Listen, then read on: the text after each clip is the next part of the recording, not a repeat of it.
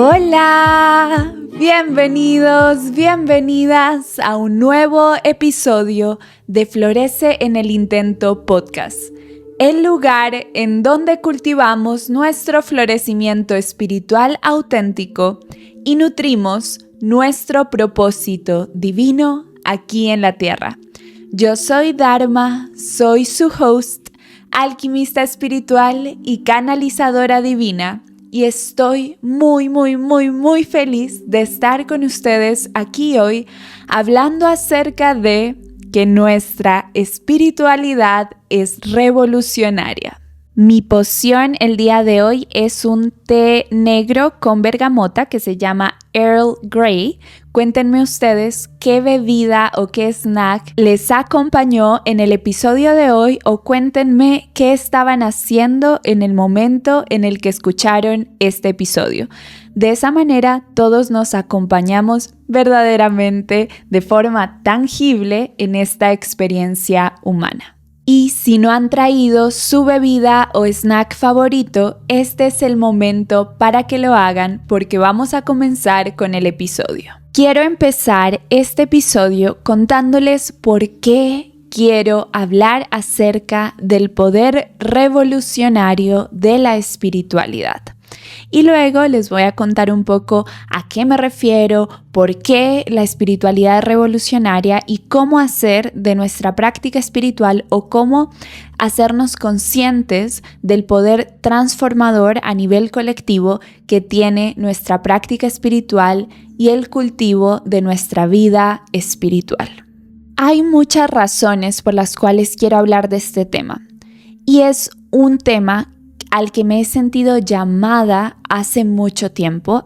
Siento que esta vez sí fue uno de esos temas que me llamaba de muchas maneras, uno de los temas que hablaba constantemente con mis guías espirituales, uno de los temas que llevaba en mi mochila a mis viajes akáshicos y a mis investigaciones místicas. Sin duda ha sido uno de los temas que ha estado presente a lo largo de toda mi vida. Pero tenía mucho miedo de hablar de este tema, no solo aquí en el podcast, sino en general. Hablar del poder de transformación política, económica, social que tiene la espiritualidad me generaba mucho temor y este episodio lo he intentado grabar en otros momentos del podcast y no estaba mi energía disponible, no era posible para mí hablar de ese tema, así que realmente siento mucha emoción de que finalmente haya llegado el momento de que podamos hablar de cómo nuestra espiritualidad es revolucionaria. Justamente honrando esta gran oportunidad, les quiero explicar por qué me daba tanto miedo hablar de este tema, a pesar de que sentía el llamado de muchas maneras. La razón principal por la cual me daba miedo hablar de este tema es porque siento que es algo de lo que no se habla. Es un tema que en círculos de mujeres, que en ceremonias de cacao, que en ceremonias de medicina ancestral, que en clases de yoga era un tema que casi nadie tocaba. Esa fue mi experiencia en estos espacios. Nadie habla de política, nadie habla de economía, nadie habla de justicia social, nadie habla de la historia de la humanidad, como si todo esto estuviera separado de la espiritualidad, como si la transformación social y política no estuviera relacionada con la espiritualidad. Y recuerdo que cuando apenas empecé a ser parte de estos espacios, yo trataba de llevar estos temas a la mesa y creo que más de una vez las personas que lideraban estos espacios me dijeron que era mejor que no habláramos de esos temas, que ni siquiera los nombráramos, porque necesitábamos sostener un ambiente de armonía y hablar de política, hablar de economía, hablar de movimiento social, hablar de la historia de la humanidad o incluso de la historia de nuestro territorio era traer el conflicto a la mesa, recuerdo que alguien me lo dijo de esta manera, hablar de eso es traer bajas vibraciones a estos espacios. Y siento que a partir de esas experiencias se empezó a generar en mí esta idea de que no se puede hablar o no se puede unificar la espiritualidad con la terrenalidad en torno a los conflictos humanos. Por otro lado, hay algo que no sé si les he contado sobre mí o no, pero yo vengo de una historia particular respecto a estos temas. Como ustedes saben, desde niña fui un ser humano que amaba aprender, que amaba leer, que amaba cuestionar. Fui desde niña un ser humano muy, muy consciente. Fui esa típica niña que los adultos nombraban como una adulta en cuerpo de niña por mi grado cognitivo y por mi nivel de conciencia. Ya sabemos que esto, sin jerarquizar, no quiere decir que quienes vinimos con una cierta conciencia seamos superiores, o quienes nos comportábamos de esa manera o teníamos esos gustos cuando éramos niños éramos mejores que quienes no. Cada uno vive la experiencia que le corresponde, cada uno sostiene la conciencia que nos corresponde, sin jerarquizar, sin separarnos entre buenos y malos. Simplemente les estoy contando que parte de mi experiencia humana fue ser alguien que desde los 3 años, desde los 4 años, se preguntaba por qué el mundo es como es y por qué funciona como funciona. Y se cuestionaba en torno a temas como la pobreza, la desigualdad, la guerra. Constantemente yo quería aprender sobre estos temas, quería entender la historia humana, quería entender por qué las cosas eran como eran, y mucho desde un dolor que yo sentía, desde mi empatía, mi sensibilidad, mi conexión con todos los seres. Yo sentía mucho dolor ante saber que la desigualdad existía, ante saber que la guerra existía, y por eso desde ese dolor, desde el miedo, el dolor, la rabia que sentía cuando era muy niña frente a estos conflictos humanos, yo quería entenderlos, porque al entender sentía que por lo menos ya no era un monstruo al que le tenía miedo y no podía ver de frente, sino que al estudiar los conflictos humanos y la historia humana sentía que finalmente podía enfrentar este monstruo que me asustaba tanto y que me generaba tanto dolor, o frente al que sentía tanto dolor. Pero de todas maneras yo era una niña, es decir, que por interés propio y por curiosidad propia y por la apertura que tuve en mi familia, el privilegio que tuve de tener acceso a distintas fuentes de información y a libros sobre estos temas, y también porque mis papás son personas muy conscientes socialmente y porque mis papás también aman aprender y leer y hablar de estos temas, tuve contacto con la sociología, las ciencias políticas, la historia de la humanidad desde una mirada distinta a la oficial o a la que me enseñaban en el colegio desde muy pequeña, pero sin tener necesariamente las herramientas emocionales o las herramientas cognitivas y emocionales, sobre todo a nivel emocional, sin tener las herramientas emocionales para procesar la densidad que había en el estudio de estos temas. Cuando hablo de la densidad que había, me refiero a que yo estaba en contacto directo con libros y revistas y material informativo que hablaba de guerras, ¿cierto? Que hablaba de pérdida de vidas humanas, que hablaba de cosas muy violentas y dolorosas.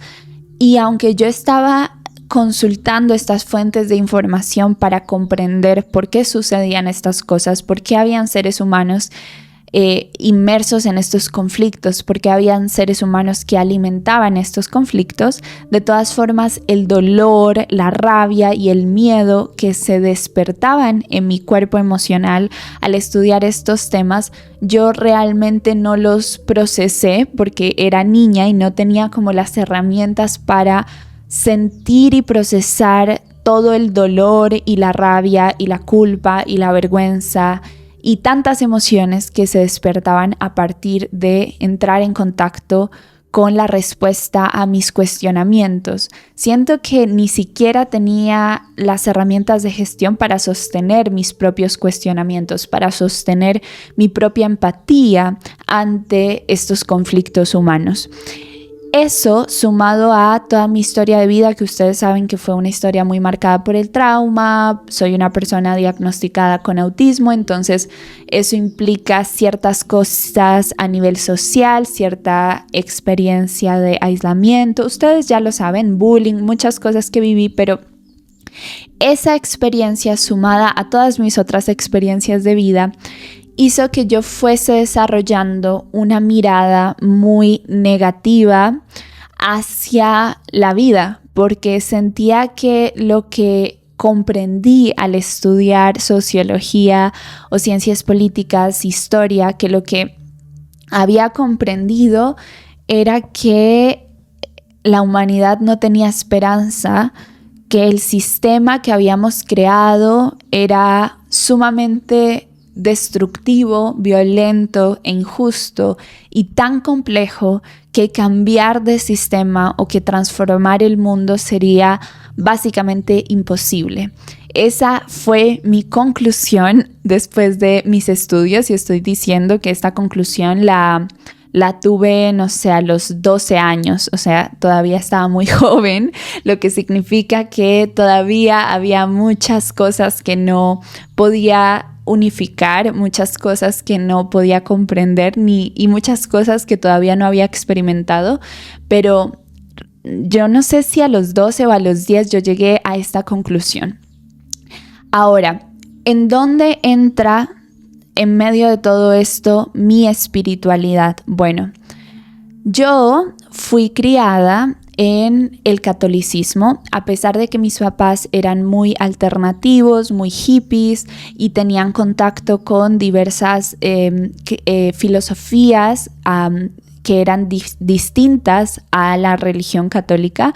Ellos tenían contacto con el budismo, con el hinduismo, con el Vedanta, con distintas filosofías, con la medicina tradicional china, y con distintas cosmogonías. También mucho tenían influencia del mundo chamánico y de las narrativas indígenas del territorio donde yo nací, que es un territorio andino latinoamericano.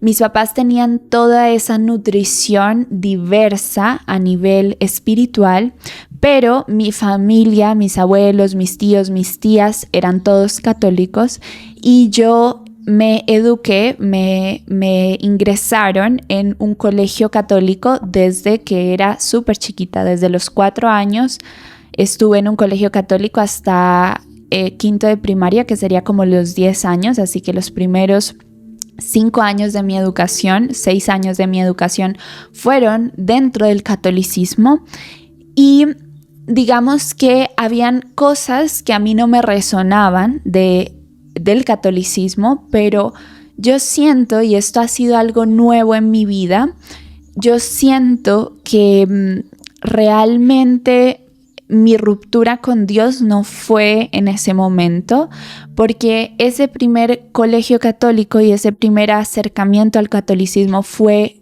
bonito y esto fue algo como que yo apenas activé hace poco porque yo creía que siempre había tenido conflicto con el catolicismo. Ustedes saben que por la cantidad de trauma que yo viví, mis memorias están un poco difusas y tengo muchos espacios en blanco en mi memoria. Igual, ni siquiera les tengo que justificar que es por la cantidad de trauma porque ya está comprobado que la memoria no es lineal y más cuando somos personas psíquicas, nuestra memoria no es lineal, nuestra memoria es multidimensional y entonces funciona diferente. Yo tengo memorias de otras vidas y memorias del futuro y memorias de otras líneas temporales y por eso se me confunden los hechos básicamente, pero la cosa es que en ese primer colegio era un colegio que era devoto de un santo y este santo se llama San Felipe y además me dieron muchas ganas de llorar porque no había hablado de esto en mi historia. Y además era una congregación, o sea, de sacerdotes de italianos devotos a San Felipe. Y San Felipe tenía una historia de haber sido una persona muy rica, un poco como la historia de Siddhartha, de Buda, que Buda era un príncipe, renuncia a sus riquezas materiales para descubrir el sentido de la vida, ¿verdad? Algo similar ocurre con San Felipe, su historia es similar a la de Buda y es una historia de alguien que deja sus riquezas y sus comodidades y privilegios materiales para servir a los demás y para estar en contacto directo con el amor de Dios, para ser Dios. Y entonces esos primeros 6 años realmente yo siento que no tenía mucho conflicto. Tenía conflicto no con la parte mitológica del catolicismo, sino con la parte de las reglas de comportamiento, como las reglas del colegio sobre que las mujeres deben comportarse de una manera y los hombres de otra, sobre que es más válido el amor heterosexual que el amor de otras orientaciones sexuales. Ustedes saben que yo me identifico también como una persona no binaria y que que no binaria homosexual, o bueno, no binaria no heterosexual. Entonces yo sabía cuando era niña estas cosas y tenía un conflicto con los mecanismos de comportamiento y de control del catolicismo y que eran replicados en el colegio, pero no tenía un conflicto con la parte de los mitos, las historias y tampoco de la ceremonia y el ritual del catolicismo. No tenía un conflicto y de hecho recuerdo que en mi casa, en el colegio y en mi casa nos enseñaban mucho de las vidas de los santos. En el colegio había como que era un tema muy, muy relevante en la clase de religión, la vida de los santos. Y en mi casa había unos libros que se llamaban Las vidas de los santos y estaban organizados alfabéticamente y yo amaba esos libros y este es un recuerdo nuevo, pero ya lo he confirmado y me gustó. Hubo una temporada de mi infancia en donde una de las historias que más me llamaban la atención eran las historias de las vidas de los santos. Y este recuerdo se me desbloqueó porque Anita, mi novia, me mostró una entrevista de Rosalía y ella en esa entrevista habla de que para su último disco estudió mucho la vida de los santos y me llegaron los recuerdos de esos libros, recuerdo los colores de los libros, recuerdo lo que sentía al leer la vida de los santos, porque muchos santos tuvieron vidas muy épicas, muchos tenían historias como San Felipe, de dejar de lado la vida mundana para entregarse al servicio a Dios. Muchos santos hablaban con Dios y hablaban y tenían revelaciones y experiencias místicas y todo esto estaba narrado en sus biografías. Muchas santas, ¿sí? Muchas santas eran poetas, muchas santas vivían en esta práctica espiritual constante en donde canalizaban constantemente y tenían experiencias místicas constantemente. Entonces, realmente para mí las vidas de los santos, y eso yo sé que lo bloqueé durante mucho tiempo, ya les voy a contar por qué, pero las vidas de los santos eran un lugar que me hacía sentir que mi experiencia de vida era real, porque claro, al yo ser una persona con capacidades psíquicas o suprasensoriales y tener experiencias alteradas de conciencia desde niña, o no sé si llamarlas así, experiencias místicas de encuentro con seres trascendidos, de canalización, con ángeles, con hadas y también con otros seres. Al yo haber tenido esa experiencia, sentía que las vidas de los santos hablaban también sobre mi experiencia. Y luego, aunque yo tenía esos conflictos con la parte moral de la religión, no fue sino hasta que después de quinto de primaria me mudé a otro colegio y este colegio era laico y era un colegio semipúblico que era adscrito a la universidad pública del lugar donde yo nací. Entonces, en este colegio aprendimos sobre las religiones del mundo, ya no solo sobre la religión católica, sino sobre las religiones del mundo. Y en este colegio, por primera vez, tuve una clase de filosofía que no fuera filosofía cristiana o católica, sino que era filosofía de otros filósofos. Tuve por primera vez una clase de filosofía y de religiones del mundo, y además, hablábamos muchísimo de sociología desde una mirada revolucionaria con un lente de justicia social y transformación sistémica en este colegio.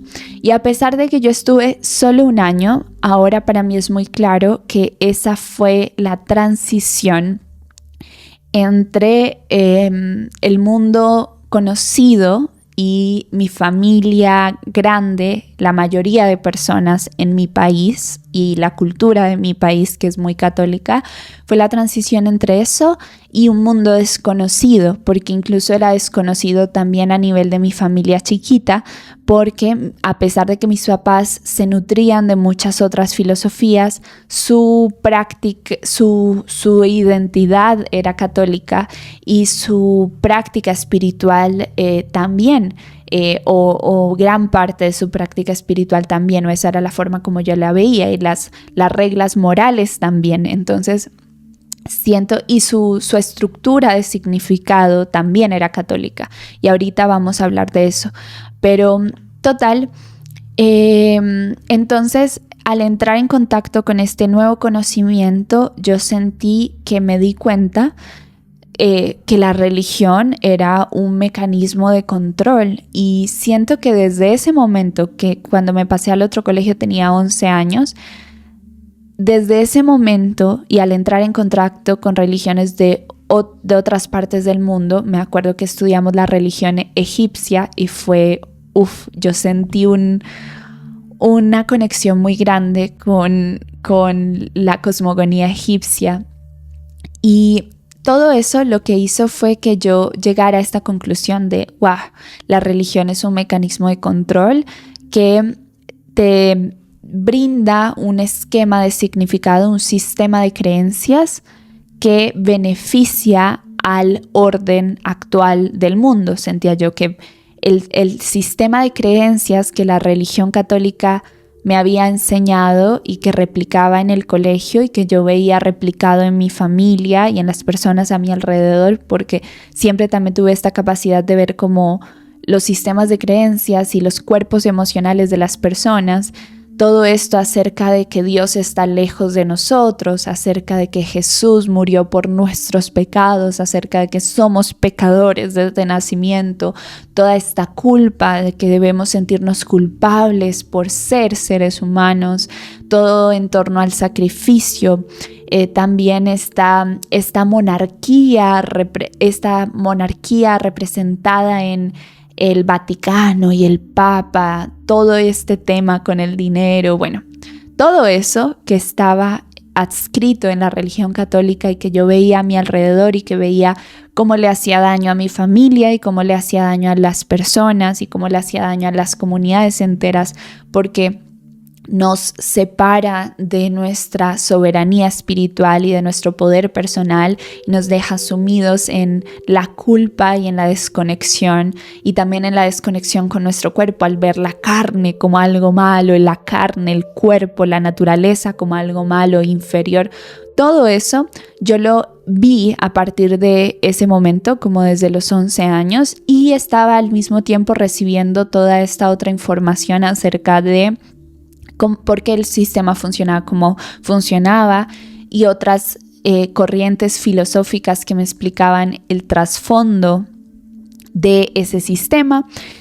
Y entonces allí siento que me polaricé hacia una mirada muy materialista y dualista del mundo. Irónicamente, digo irónicamente, porque el catolicismo también tiene una mirada muy materialista y dualista, pero yo me materialicé hacia el materialismo científico y el materialismo histórico, desde ese momento. Siento que me polaricé, y cuando digo que me polaricé es que empecé a sentir que esa era la única verdad, que la única verdad era la verdad de la sociología, que la única verdad era la verdad de las ciencias exactas, que la única verdad era la verdad del materialismo histórico. Es que ya ni me acuerdo cómo nombrarlo porque hace mucho no estoy en contacto con eso, pero yo sentí que todo lo místico, me polaricé porque empecé a sentir que todo lo místico, que todo lo espiritual era mentira, que todo eso, o sea, es como si hubiera metido, como me di cuenta que el catolicismo era un mecanismo de control que beneficiaba la guerra, que beneficiaba la desigualdad, como que dije, entonces todas las religiones y toda la espiritualidad es mala y beneficia al sistema, a la desigualdad, a la guerra. Y me fui hacia el otro lado de lo único verdadero y lo único que nos va a permitir solucionar el mundo es el movimiento social y la reestructuración del sistema y el cambio del sistema económico y todo a nivel material, ¿sí? Todo en cuanto a tiene que cambiar la materia porque es lo único que es verdadero. Todo lo místico es mentira y es una mentira para manipular a las masas.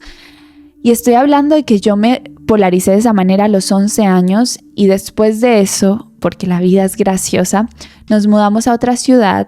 Ustedes ya saben esa historia. Nos mudamos a otra ciudad y en esa ciudad me metieron a un colegio de monjas, ¿sí? Y este colegio de monjas era aún más de la sombra del catolicismo, era aún más la sombra del catolicismo entendida como la represión constante, el sacrificio constante, la culpa y la vergüenza constante, la discriminación constante, el racismo y el clasismo constante. Todo eso hace parte de la sombra del catolicismo. Este colegio lo tenía todo sobre esto. Y esta nueva ciudad también, lo que yo tuve contacto al inicio fue esa sombra.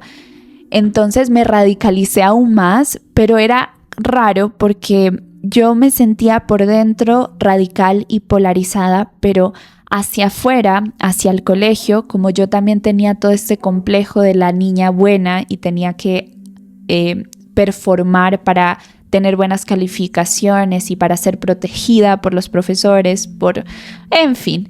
Entonces hacia afuera yo performaba el catolicismo, pero por dentro yo sentía que todo eso era mentira y sentía que estaba teniendo que performar para sobrevivir y que tenía que performarle a los enemigos. Era una sensación de que tenía que performarle al sistema, como si estuviera en Star Wars y tuviera que hacerme pasar por alguien del imperio para sobrevivir, pero yo sabía en el fondo que el imperio era malvado. Algo así era lo que yo sentía cuando tenía que ir a misa, cuando tenía que estudiar la clase de religión y todo lo demás, hacer la confirmación, todo eso. Porque por dentro yo sabía que era gay, por dentro yo sabía que no estaba de acuerdo con ese modelo de pensamiento.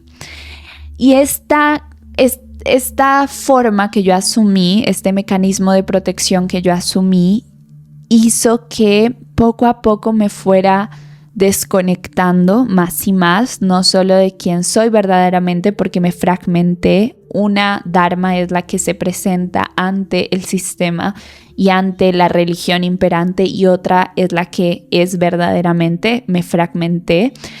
Y no solo, ese no fue el único motivo de mi fragmentación, también mis experiencias de vida, pero siento que sí me desconecté muchísimo de orar, de hablar con Dios, de que mi espiritualidad fuera mía, porque sí siento que en la infancia, cuando estuve en ese otro colegio, como la presentación del catolicismo no era tan opresiva y tan violenta, yo sí que en mi infancia oraba, yo sí que en mi infancia hablaba con Dios, yo sí que en mi infancia hablaba con mis guías espirituales, yo sí que en mi infancia tenía una práctica espiritual personal, pero eso después de que tuve 11 años y me mudé, dejó de existir, entonces me desconecté de ese aspecto de mi vida. Y no solo me desconecté de ese aspecto de mi vida, sino que además lo empecé a catalogar como algo malo, lo empecé a rechazar, empecé a negar mi propia espiritualidad. Y esto, en combinación a otras cosas, me enfermó muchísimo, y ustedes ya lo saben, cuando tuve 14 años me enfermé tanto, y de ahí pasé casi que una década sanándome, y es la primera década de lo que yo llamo mi despertar espiritual, o simplemente mi proceso de sanación emocional, que nos lleva hasta el año pasado, que se cumplieron 10 años, ¿ok? ¿Por qué les cuento toda esta historia? Porque el momento en el que yo me enfermo, ¿sí? Cuando yo me enfermé a los 14 años, yo había leído, o en ese momento leí, bueno, la filosofía que leía era filosofía materialista, leía también filosofía existencialista, pero era mucho desde una mirada negativa ante las formas del mundo. Sí, era todo lo que a nivel filosófico reforzara una mirada negativa y pesimista de la realidad, que plantea al sistema como enemigo y que plantea a los seres humanos como malos, ambiciosos y violentos por naturaleza. Esa era la información de la que yo me alimentaba, y eso reforzaba esta fragmentación. Pero yo sentía en ese momento que yo estaba luchando. Yo sentía que luchaba la lucha feminista, que luchaba la lucha revolucionaria, que luchaba por también un bando político, obviamente el bando de izquierda, pero yo sentía que esa era mi lucha política también. Yo sentía que estábamos en una guerra, que yo y otros estábamos en una guerra contra el sistema y contra el sistema de creencias imperante. Y estaba completamente desconectada de mi espiritualidad y me sentía horrible. Todo el tiempo me parecía que el mundo era un lugar horrible y que no tenía arreglo y que no tenía propósito. Me peleaba con todo el mundo que pensara diferente a mí. Con adultos, con personas de mi edad, me peleaba con todo el mundo. Me daba mucha rabia que las demás personas no vieran lo que yo estaba viendo, que era que el sistema, las estructuras, las religiones, todo era un mecanismo autodestructivo que le hacía daño al planeta y que nos hacía daño unos a otros. Y ahora yo veo que esa rabia y ese conflicto, esa lucha que yo sentía, venía del dolor que nunca gestioné, y de la rabia y la culpa que nunca gestioné, y de la vergüenza que nunca gestioné, y del dolor, sobre todo dolor que nunca gestioné en mi infancia, cuando me enfrenté por primera vez ante la desigualdad, la guerra y la pobreza. Y yo sentía mucha pasión por las luchas sociales de las que sentía que yo hacía parte en ese momento de mi adolescencia, que tenía 14 años. Y tenía esta sensación de ser minoría también, porque a nivel político en mi país, en este momento tenemos un presidente del bando político que yo apoyaba en ese momento, que todavía apoyo, pero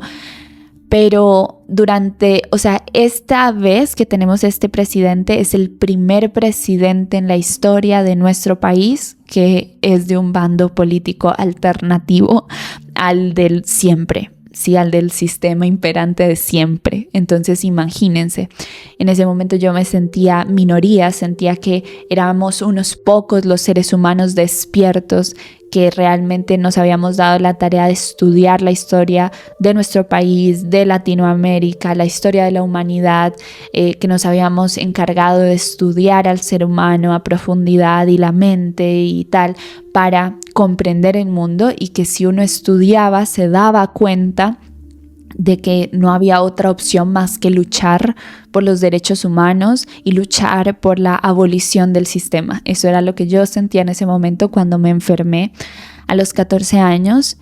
Y yo siento que eso siguió siendo así, esa sensación de lucha siguió estando presente hasta, yo creo que el 2020, o sea, 6 años más.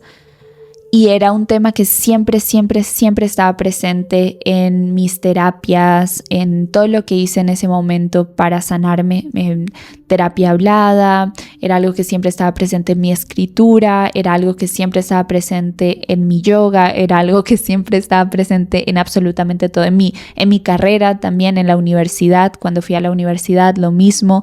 Era un tema que para mí se sentía parte fundamental de mi identidad. Mis luchas sociales se sentían parte fundamental de mi identidad, y yo siento que eso se empezó a disolver en el 2020, cuando, no solo porque ya había sanado mucho emocionalmente, todavía me quedaba un camino por recorrer, pero cuando digo que me quedaba un camino por recorrer, me refiero a que todavía me faltaba ver muchas cosas de mi sombra, integrar muchas partes y también aprender muchas nuevas herramientas de gestión emocional y bueno, muchas cosas. Pero en el 2020 siento que yo ya estaba en un lugar en donde ya había procesado muchas emociones acumuladas, no solo de mi infancia, sino también de la historia de mi familia, que es una historia marcada por la guerra y por la pobreza. Y bueno, la historia de mi familia, me refiero a mis ancestros, pero ancestros cercanos, estamos hablando inmediato, o sea, de mis abuelos. La historia de mis abuelos, de mis bisabuelos, fue marcada por la pobreza y por la guerra, y yo tenía esa carga energética y emocional.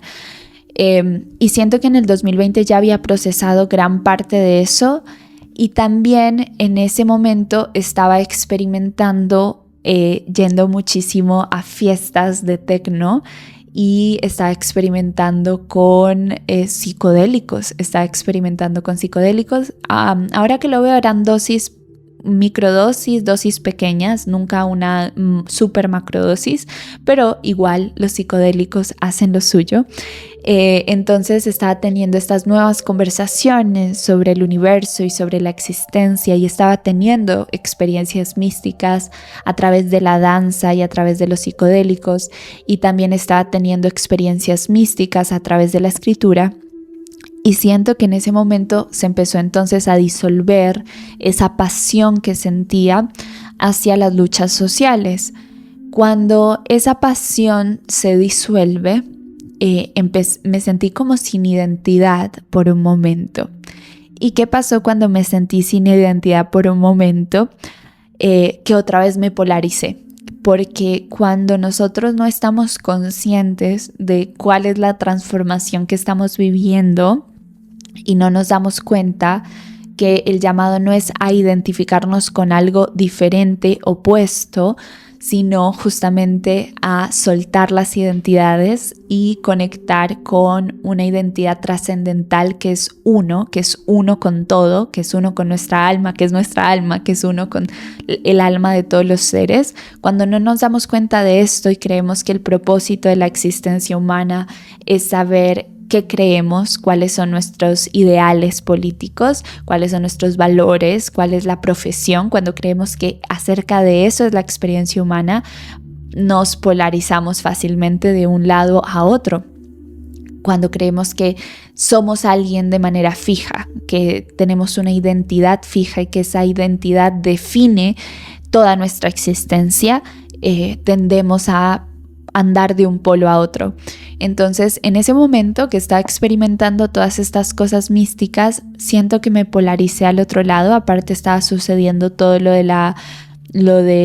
la enfermedad global y todos estos cambios, porque teníamos que hacer encierro, ¿verdad? Teníamos que encerrarnos y había toda esta energía de miedo y preocupación.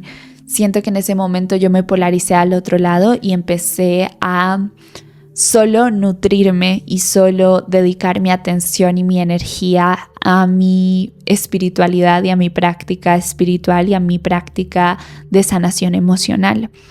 Y en ese momento como que me dediqué mucho más a mi práctica de yoga, a la filosofía detrás del yoga. Me dediqué mucho más a la simbología, a la mitología.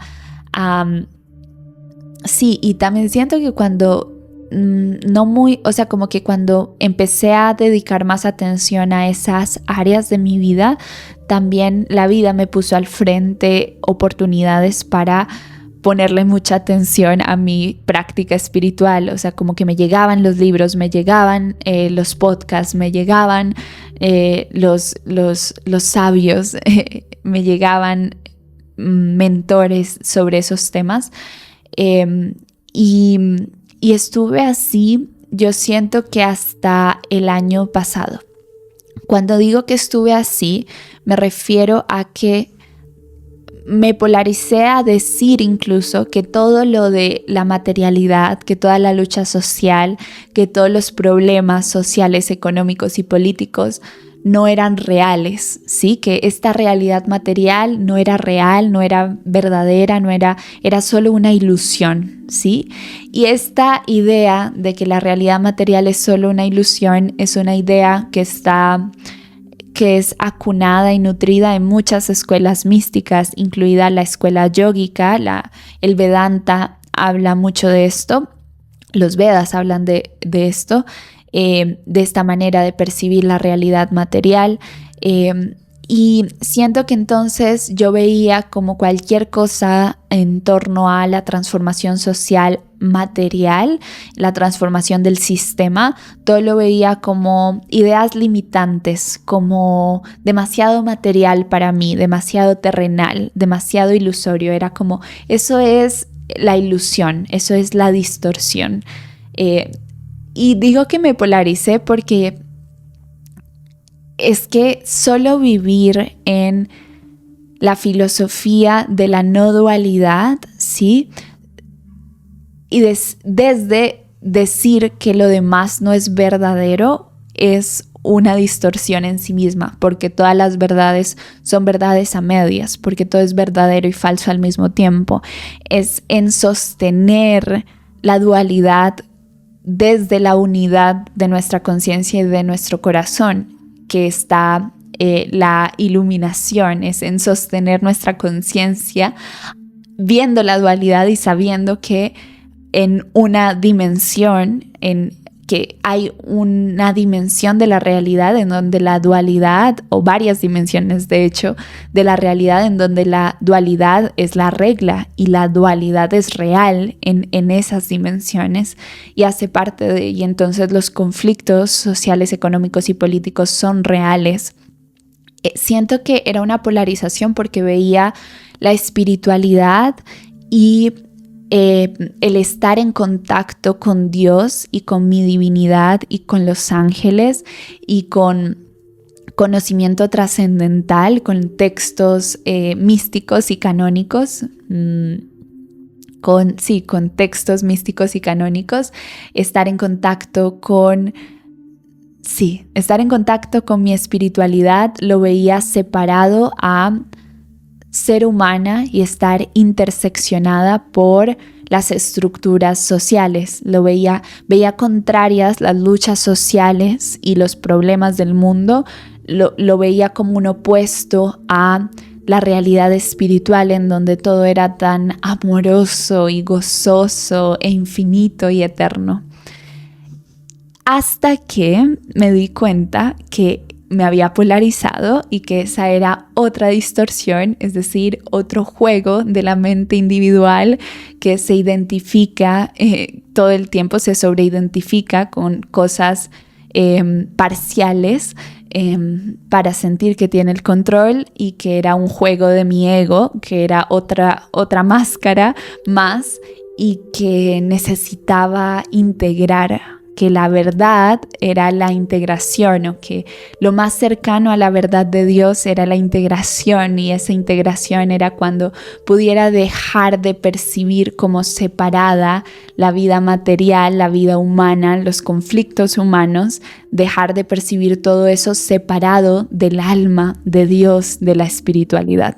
Y la verdad es que no tenía ni idea que les iba a contar toda esa historia tan larga. Voy 47 minutos grabando casi seguido, así que este podcast va a ser eterno. Espero que les sirva, que les acompañe, que lo disfruten. Voy a continuar. ¿Por qué me di cuenta de que me había polarizado? me di cuenta que me había polarizado porque cada vez que alguien hablaba de cosas de luchas sociales, de la pobreza, de la economía, yo sentía rechazo y sentía que yo era mejor que esa persona o que yo era más iluminada o consciente que esa persona. Es decir, mi corazón se cerraba ante esos temas.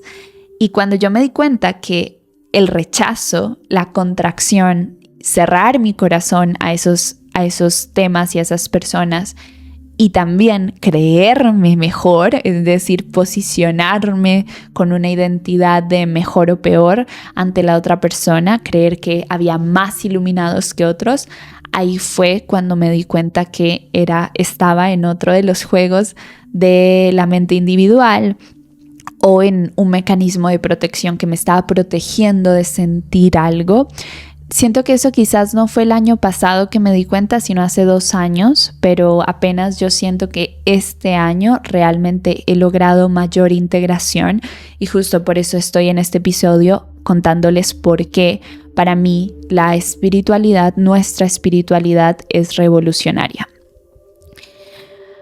Me di cuenta de eso y cuando me di cuenta de eso me di cuenta, creo que por conflictos vinculares o no sé, por algo que la vida me mostró, mejor dicho, la vida me lo mostró y por eso me di cuenta. Y cuando me di cuenta, entonces me pregunté de qué me está protegiendo el creer que los conflictos del mundo y las luchas sociales están separadas de la espiritualidad o que mi versión humana, interseccionada por todas estas estructuras, está separada de mi versión espiritual.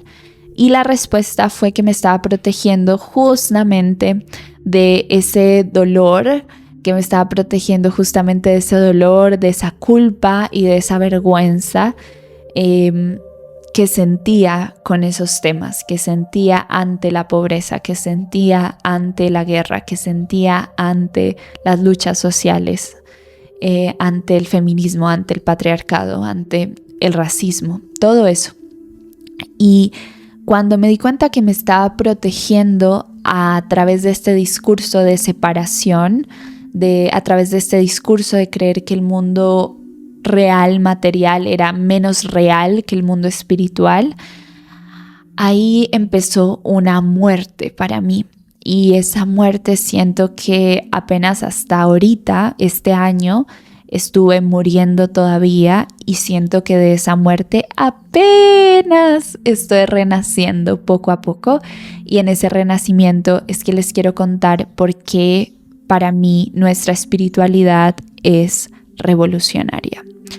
Pero no estoy hablando de la espiritualidad adscrita a un dogma en específico, a una filosofía en específico, la espiritualidad según la escuela teosófica, la espiritualidad según los egipcios, según la hermética, la espiritualidad según tal escuela esotérica, la espiritualidad según yo. No estoy hablando de la espiritualidad según nadie externo a nosotros, según ninguna estructura rígida que tenga reglas de comportamiento o no. Lo que estoy hablando, la espiritualidad de la cual estoy hablando es la unión o la conexión con el amor que somos, la unión o la conexión constante, continua, el reconocimiento de la conexión con el amor que somos, el simple hecho primero de que recordemos que somos amor y que luego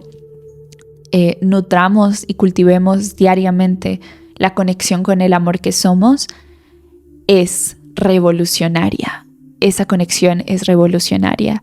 El saber que tú y yo no estamos separados, sino que tú y yo somos amor, el saber que tú y yo somos Dios experimentándose a sí mismo, esa espiritualidad es revolucionaria.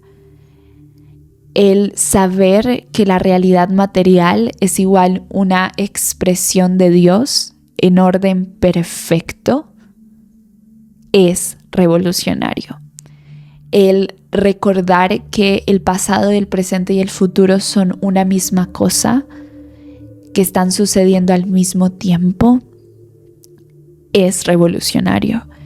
El entrar en contacto con la percepción cuántica de la realidad, el saber que la realidad se manifiesta de acuerdo al observador y el saber que la realidad no es material, sino que es conciencia, es revolucionario. El saber que todos estamos conectados en muchos niveles, a nivel biológico, a nivel psíquico, a nivel emocional, todos estamos conectados. El saber que todos somos uno en cualquiera de las dimensiones es revolucionario. Y cuando digo que es revolucionario, es porque genera revuelo, porque revuelve las cosas. El aceptar esta verdad, que es la verdad de la ley del uno, o la verdad de recordar que todos somos amor y que venimos del amor, que Dios es amor y que somos Dios. Esa espiritualidad, la espiritualidad no dual y que no separa, no egoica, que no separa, que sabe que no existe esto de más iluminado, menos iluminado, quienes están despiertos, quienes están dormidos, que sabe que todo, que incluso lo que más rechazamos, lo que desde nuestros ojos humanos nos parece menos divino, ¿sí? Que todo igual es Dios, conociéndose a sí mismo, experimentándose a sí mismo. Esta espiritualidad es revolucionaria. Lo revuelve todo, revuelve nuestra vida personal, revuelve nuestro mundo, revuelve a las comunidades y es lo que estamos experimentando colectivamente en este momento. Es la revolución que en este momento estamos experimentando colectivamente. Es una revolución espiritual. Y hay una razón por la que hice este episodio que no les conté al inicio y es porque este fue el tema que no pude eludir después de haber grabado la energía elemental del mes, que hice esta canalización en donde canalicé a los ángeles de los 4 elementos y les di un mensaje a ustedes. Bueno, después de esa canalización, el llamado fue inevitable a hablar de este tema. Y sé que el hecho de que les haya contado mi historia tiene propósito, pero ahora que estoy frente a la explicación de por qué es revolucionario, siento que este episodio va a tener parte 1 y parte 2, así que voy a poner parte 1 y parte 2 en el episodio. Este va a ser la parte 1, porque quiero dejarlo hasta aquí, que terminamos todo este recorrido por mi historia, que sé que el propósito no es que yo les diga lo que yo viví, sino que ustedes se reflejen y vean sus propias vidas en mi historia, que resuenen con partes de mi historia y a partir de eso reconozcan su propio recorrido, su propio camino. Y ya en la parte 2 vamos a hablar más a nivel teórico del qué, el por qué y el cómo nuestra espiritualidad es revolucionaria. Quiero que decantemos esta conversación, así que cuéntenme en comentarios qué partes de mi historia resonaron con ustedes. Si quieren contarme su sentir frente a este tema, este portal que acabamos de abrir, cuéntenme con confianza.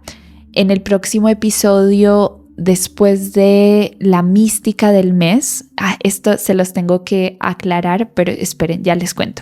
En el próximo episodio les voy a publicar luego sigue la mística de diciembre y luego ya les publico la parte 2. Ya les voy a contar cómo funciona la revolución espiritual y qué es lo que yo siento que estamos viviendo en este momento a nivel colectivo.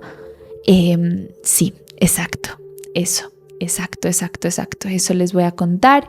Y lo que les quería explicar es que cada mes les voy a publicar en nuestra membresía y en Instagram, les voy a publicar un carrusel que se llama Resonancia del Mes. Allí les cuento un poquito de la lectura energética que estoy haciendo para ese mes, o sea, de lo que percibo en la energía colectiva en ese momento. Y ustedes eligen uno de 6 símbolos y reciben un mensaje canalizado que es la resonancia personal frente a esa resonancia colectiva.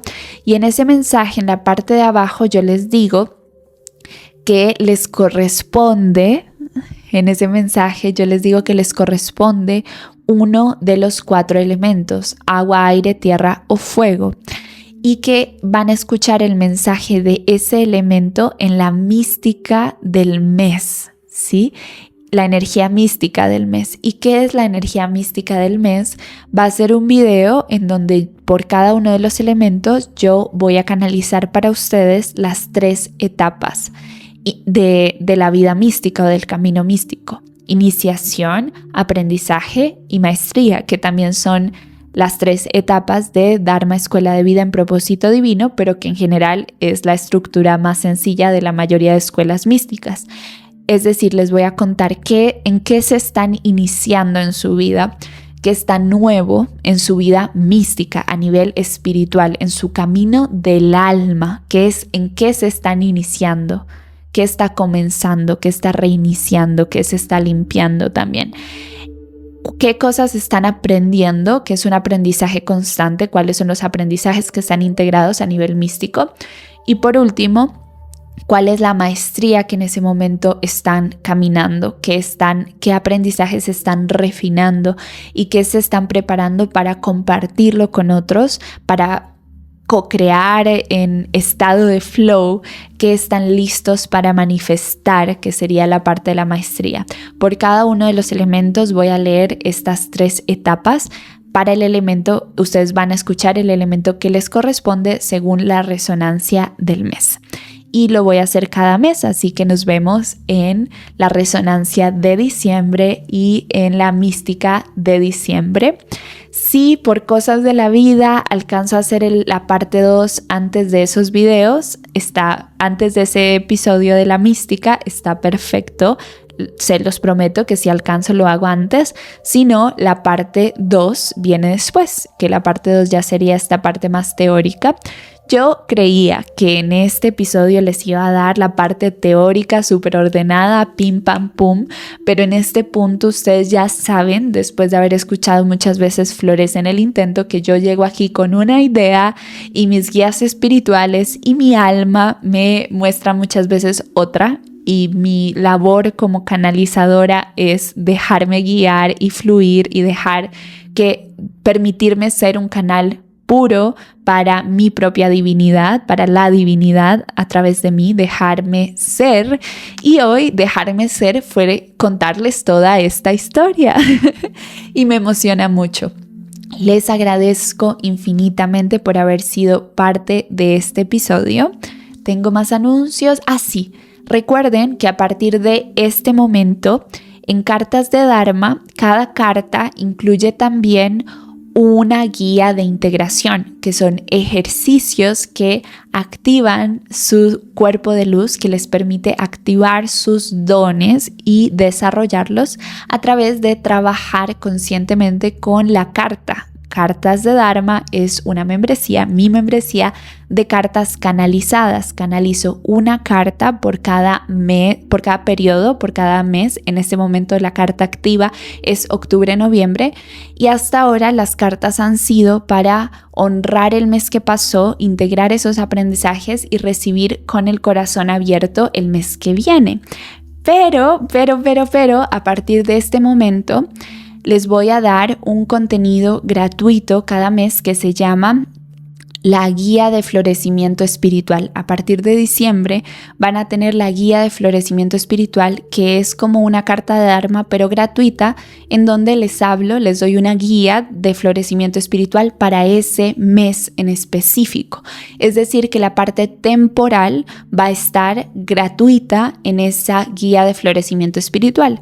Y Cartas de Dharma se va a convertir ahora en una escuela continua. Cada carta va a tener un tema diferente, por ejemplo, economía, por ejemplo, salud, por ejemplo, comunicación sagrada. Cada carta va a tener un tema diferente y va a ser una canalización sobre ese tema. La carta sí va a ser exclusiva de la membresía, ya saben que vale $7 al mes y va a incluir su guía de integración, va a ser una escuela continua. Si quieren ser parte de la membresía, abajo encuentran el link. Si quieren recibir la carta octubre-noviembre, que sería la última que tiene este componente temporal, ¿sí? Entonces, y que no es un tema en específico, sino la carta de acuerdo al tiempo, entonces revisen el link y inscríbanse a su prueba gratis de 7 días de Cartas de Dharma, así aprovechan esa última edición de Cartas de Dharma como la conocemos, y si les resuena esta nueva temporada en la membresía, son muy bienvenidos. Será un honor para mí canalizar cada carta para ustedes, y si no pueden ser parte de la membresía paga y les resonó este episodio y les resuena mi manera de comunicar sabiduría, entonces sean parte de la guía de florecimiento espiritual. No se pierdan ni la resonancia del mes, tampoco se pierdan la energía mística del mes y, por supuesto, por favor, no se pierdan la guía de florecimiento espiritual, porque todo es un montón de valor que yo quiero darles, que me enciende el corazón crear para ustedes, y para mí es un honor que lo reciban, que lo amen y que lo aprovechen. Y sin ser más, espero que tengan un día, una tarde o una noche maravillosa.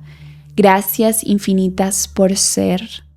Por favor, florecitas, no se olviden de florecer en el intento. Que este episodio sirva a nuestro mayor bienestar y al mayor bienestar colectivo. Que el amor y el bienestar sean la vida de todos los seres vivos. Mi energía permanece conmigo, su energía permanece con ustedes. Namaste. Gracias, nos vemos en el próximo episodio. Chao, nos vemos en la parte 2. Chao. Los amo.